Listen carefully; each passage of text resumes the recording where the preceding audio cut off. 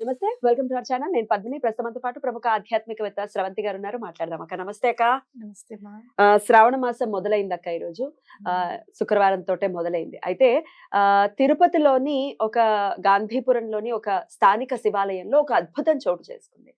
స్వామివారు స్వామివారి లింగానికి కళ్ళు కనపడుతున్నాయి. చాలా స్పష్టంగా కనపడుతున్నాయి. స్వామి కళ్ళు తెరిచి చూస్తున్నట్టుగా అసలు నిజంగానే అసలు ఆ విజువల్స్ చూస్తుంటే ఒళ్ళు గగ్గుర్లు పొడుస్తుందక్క. మీరు కూడా అవి చూసారు. ఎట్లా చూడొచ్చు? స్వామివారు అలా చూడటం ఏంటి? అంటే నాస్తికులు రకరకాలుగా మాట్లాడుతుంటారు. ఆ మాటలు వింటామేమోనన్న భయానికి ఏమీ ఎక్స్‌ప్రెస్ చేయనటువంటి పరిస్థితుల్లో కూడా చాలా మంది ఉంటారు. ఓవరాల్‌గా ఎట్లా అనిపిస్తుంది స్వామివారు ఆ కళ్ళని చూడటం గాని, ఓవరాల్ ఈ అంశం గురించి వాట్ ఈస్ యువర్ ఒపీనియన్? భగవంతుడు ఎప్పుడు కూడా తనకు చేసే సేవలకు కానివ్వు, లేదు అంటే మనం పెట్టుకున్న నమ్మకాన్ని కానివ్వు, ఆయన నేనున్నాను అని చెప్పి ఎప్పటికప్పుడు రుజువు చేసుకోవడం అనేది మనం చూస్తూనే ఉంటాం. అలాంటి సంఘటనే ఇది కూడా అని మనం ఖచ్చితంగా చెప్పుకోవచ్చు. అందులో శివుడు అనేవాడు చాలా తొందరగా ప్రసన్నం చేసుకోగలమనమాట శివుడిని. కాబట్టి అలా ఆయనకి ఎంత అలంకరణ నచ్చిందో, లేకపోతే అక్కడ చేసేటప్పుడు కూడా మనం మనస్సుతో, ఇప్పుడు నువ్వు చూడు, మనం ప్రసాదం చేస్తున్నాం అనుకో, స్వామికి చేస్తున్నాం, ప్రత్యేకంగా చేస్తున్నాము అన్నప్పుడు చాలా కొద్దిగా చేసినప్పుడు చాలా బాగా కుదురుతుంది అవును. ప్రసాదం. అవునా? అవును. ఇంకొంచెం ఉంటే బాగుండు అని అనిపిస్తుంది అనమాట. ఏదైతే మన మనసుతో చేస్తామో ఆ భావ వ్యక్తీకరణ అనేది స్వామివారు కనిపించేటట్టుగా మనకి రుజువు చేస్తారు అని చెప్పుకోవచ్చు. ఇప్పుడు నేను పూజ చేసుకుంటున్నప్పుడు ఆంజనేయ స్వామికి మాల వేసామనమాట. వేసిన వెంటనే స్వామి ఇట్లా పూజ చేసుకున్నాను గదా! నన్ను రక్షించు అని చెప్పినప్పుడు వెంటనే మాల జారిందనమాట. హ్మ్. మనం దండం పెట్టుకున్న వెంటనే ఎందుకు జారాలి? అవును. అవును. ఏదో లూజ్‌గా పెట్టేసారు పువ్వులు. హ్మ్. ఆ లూజ్‌గా పూలు పెట్టేసరికి అవి చెప్పడానికి పడేటప్పటికి అని ఎన్నైనా అంటారు. చెప్పొచ్చు. కానీ భగవంతుడు అనేవాడు మన మాట విన్నాడు. ఆయన వెంటనే మనకి అనుగ్రహించాడు అనేది మనమే ఆయన అంటే ఆయన చేసే పనులలోనే మనం వెతుక్కోవాలి. హ్మ్. ఇలా కళ్ళు అనేది ఫార్మ్ అవ్వడం అనేది చాలా అత్యద్భుతంగా ఎలా అనిపించింది? అనిపిస్తుంది చూసిన నాకు. వెంటనే ఎట్లా అంటే అనిపించింది? నాకు అలంకరణ చేసేటప్పుడు చాలా ప్రేమతో చేసుండాలి. చాలా భక్తి భావంతో చేసుండాలి. అప్పుడు ఎవరైతే అలంకరణ చేశారో అనేది నాకు అనిపించింది పద్మిని.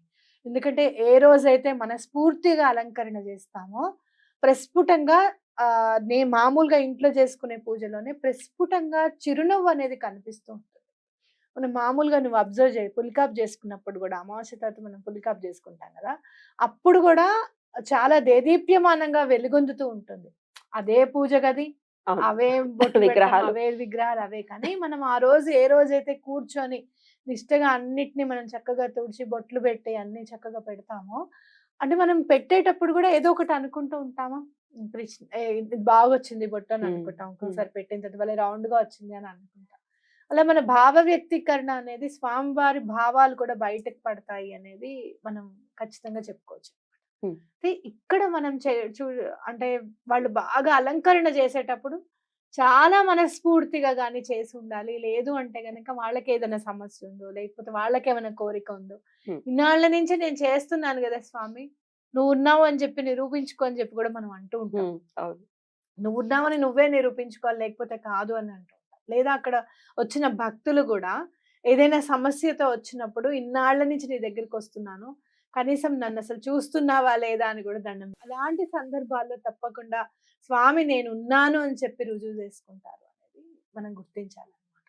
ఇక్కడైనా కూడా ఆయనకి హాని కలిగించినా గూడా ఇప్పుడు చూడు, ఎన్నో చోట్ల మనం రాముల వారి విగ్రహం అవును. విరగ్గొట్టేసారు, పగలగొట్టేసారు, గుడిని ఇది చేశారు అని చెప్పినప్పుడు కూడా వాళ్ళు ప్రకటమవ్వరు. వాళ్ళకి హాని కలిగినప్పుడు గూడా. కానీ భక్తుడికి ఎప్పుడైతే నాయనా నువ్వున్నావు అని చెప్పి నిరూపించుకున్నప్పుడు మాత్రం తప్పకుండా భగవంతుడు వ్యక్తపరుస్తాడు. ఆయన వ్యక్తమవుతాడు అనేది ఖచ్చితంగా మనం నమ్మాలన్నమాట. రైట్. రైట్. ఖచ్చితంగా. అయితే అక్కడికి రామలింగేశ్వర ఆలయం తిరుపతిలో ఉంది. స్థానికంగా ఉన్నటువంటి ఆలయం. తండోపతండాలుగా ఇక జనాలు ఆబ్వియస్‌గా స్వామి కళ్ళు కనపడుతున్నాయి అనంటే చిన్న విషయం కాదు. అవును. తండోపతండాలుగా వచ్చి దర్శనం చేసుకుంటున్నారు. హ్మ్.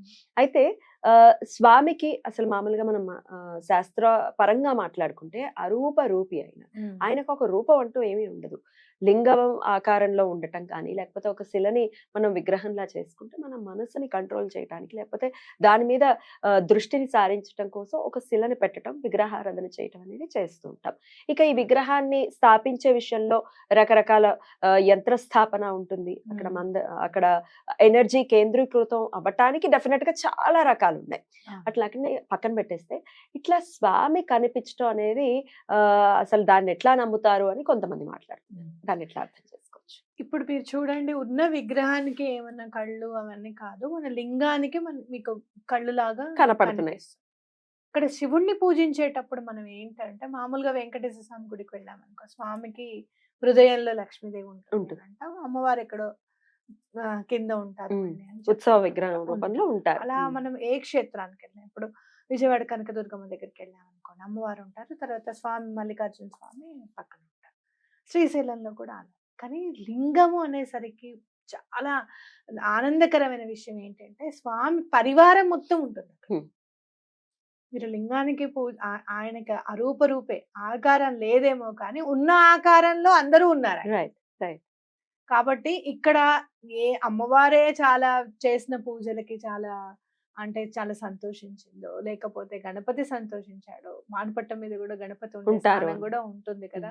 అలా చూసినప్పుడు ఆ నిజంగా చెప్పాలి అని అంటే శివ పరివారం మొత్తం కూడా సంతుష్టి చెందారు అని మనకి ఖచ్చితంగా చెప్పుకోవచ్చు.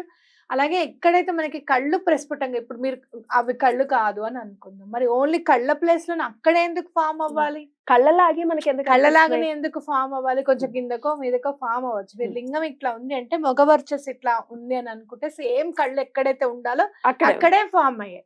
కాబట్టి ఖచ్చితంగా భగవంతుడి అనుగ్రహం కిందకే మనం ఇది చూసుకోవాలి.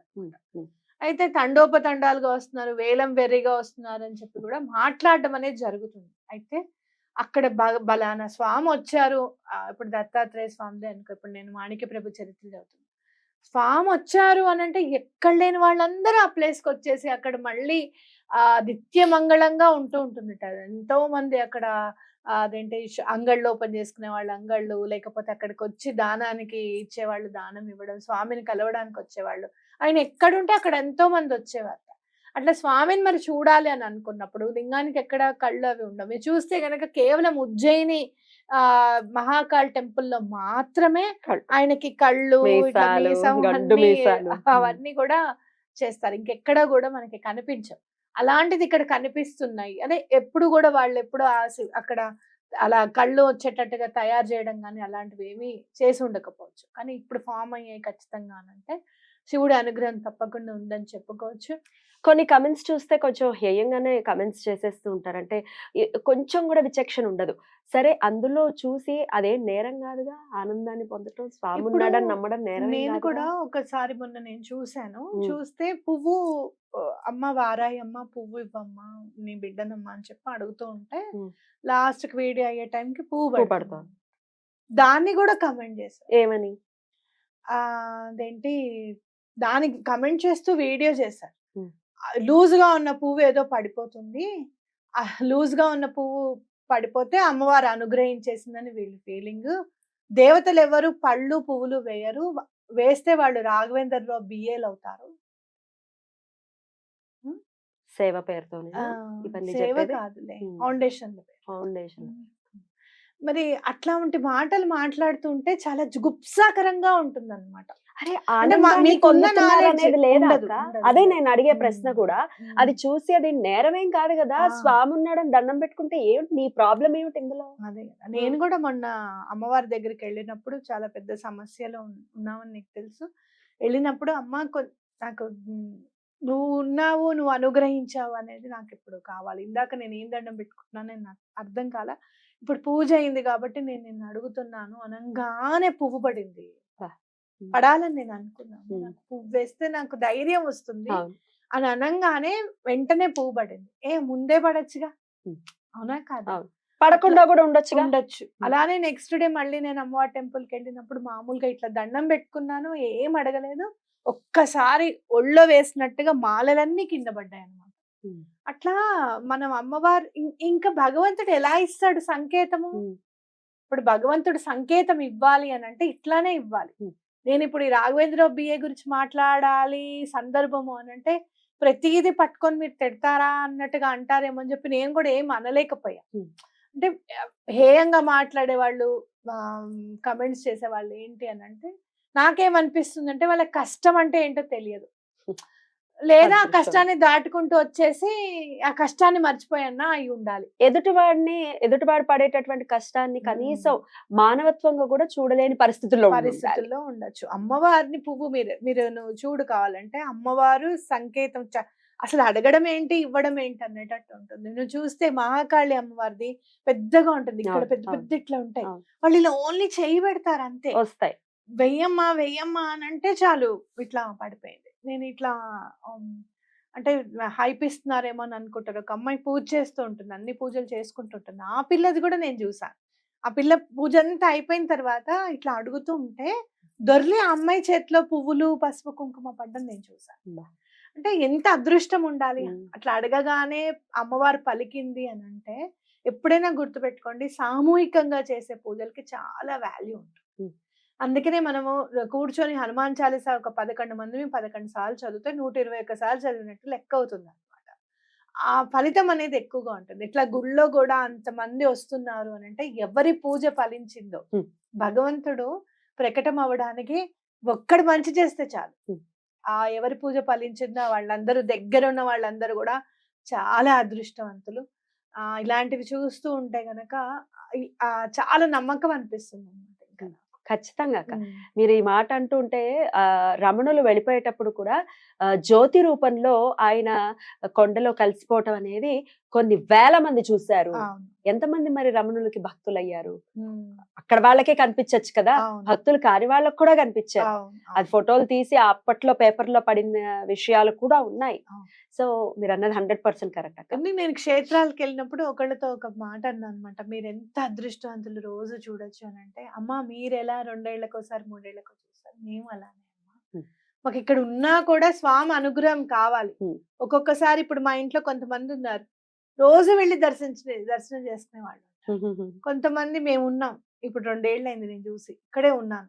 అలా ఆయన అనుజ్ఞ ఉండాలమ్మా. ఆ ఊర్లో ఉన్నామా లేదు అంటే కనుక వేరే ఊర్లో ఉన్నామా అని కాదు, ఆయన అనుగ్రహం ఉంటే మాత్రమే మనం చూడగలుగుతాం అని చెప్పి. అలా భగవంతుణ్ణి మనకి జరిగే మంచిలో వెతుక్కుంటూ ఉంటే అది గ్రాటిట్యూడ్ అంటారు, అదే మేనిఫెస్టేషన్ అని చెప్పేది. వెతుక్కుంటూ వెళ్ళి మనం నాయన నాకు కనిపించావు, ధన్యవాదాలు నీకు, ఇలానే కనిపిస్తూ ఉండు అని అంటే తప్పకుండా అలాంటి రోజు మళ్ళీ వస్తుంది. ఇప్పుడు లింగంలో కనిపించేటటువంటి కళ్ళు అవి నిజమా కాదా? ఒకవేళ అది నిజం కాదు, మనకు తెలియనటువంటి విషయం మాట్లాడాలి అని అంటే అజ్ఞానం ఉంటే సరిపోతుంది కదా.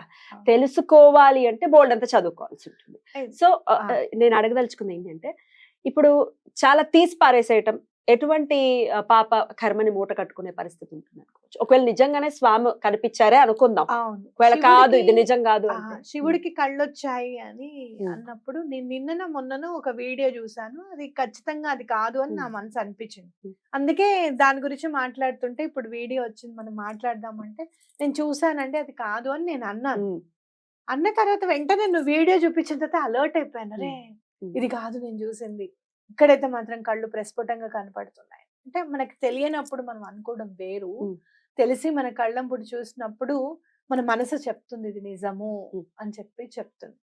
కాబట్టి అది చెప్పినప్పుడు ఖచ్చితంగా నమ్మాలి. మీరు నమ్మకపోతే హేళన చేయకండి.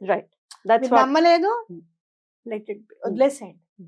ఇంకోళ్ళు ఎవరైనా నమ్ముతున్నారు అని అంటే వాళ్ళ నమ్మకాన్ని వమ్ము చేయకండి.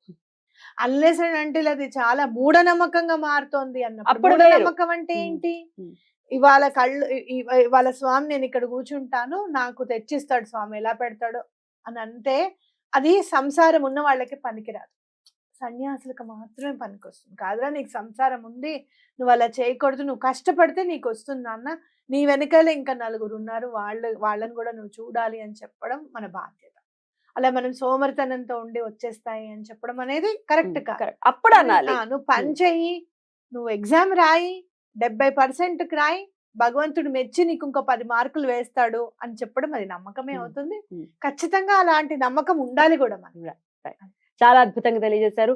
తిరుపతి వాస్తవ్యులు నిజంగా చాలా అదృష్టం చేసుకున్నారని చెప్పుకోవచ్చు. స్వామివారు ఆ ఫీలింగే అసలు వెళ్ళి డైరెక్ట్ గా చూడటం అనేది కళ్ళకి కూడా నోచుకొని ఉండాలి మనం. చాలా చాలా సంతోషం. అయితే ఇప్పుడు టెక్నాలజీ బాగా పెరిగిపోయింది. ఎక్కడ ఏం జరిగినా కూడా వీడియో రూపకంగా అయితే మనం చూసేస్తున్నాము. స్వామివారిని ఇలా దర్శనం చేసుకున్నాం. చాలా చాలా సంతోషంగా ఉంది. ఆ స్వామి అనుగ్రహం ప్రతి ఒక్కరి పట్ల ఉండాలని మనస్ఫూర్తిగా కోరుకుంటూ కృతజ్ఞతలక హర హర మహాదేవ.